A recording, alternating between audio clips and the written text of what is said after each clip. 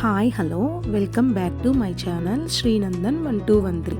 ఈరోజు నేను మల్టీగ్రెయిన్ దోశ ఎలా చేసుకోవాలో చూపిస్తున్నాను. ముందుగా ఈ దోశ కోసం ఒక బౌల్ తీసుకొని ఒక గ్లాసు పచ్చి పెసలు వేసుకోవాలి.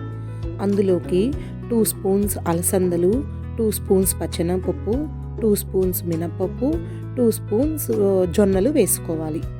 ఇవి వాటర్ పోసి నైట్ అంతా నానబెట్టుకోవాలి.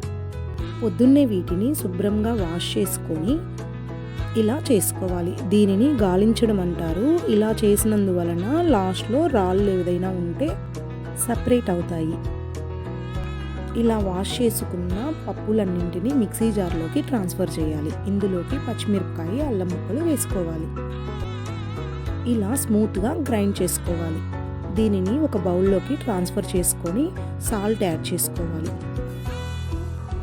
ఇలా స్టవ్ పైన ప్యాన్ పెట్టి ప్యాన్ హీట్ ఎక్కిన తర్వాత ఒక బొట్టు ఆయిల్ వేసుకోవాలి. దీనిని ఆయిల్తో బాగా గ్రీస్ చేసుకోవాలి. పెనుము హీట్ ఎక్కిన తర్వాత దోశలు వేసుకోవాలి. ఇది కొంచెం మీడియం ఫ్లేమ్లో దోశలు వేసుకోవాలి. అలా వేసుకుంటే దోశ బాగా క్రిస్పీగా వస్తుంది. దీనికి నెయ్యి కానీ ఆయిల్ కానీ వేసుకోవాలి. ఇలా ఒక సైడు కాలిన వెంటనే మరోవైపు తిప్పుకొని చేసుకోవాలి.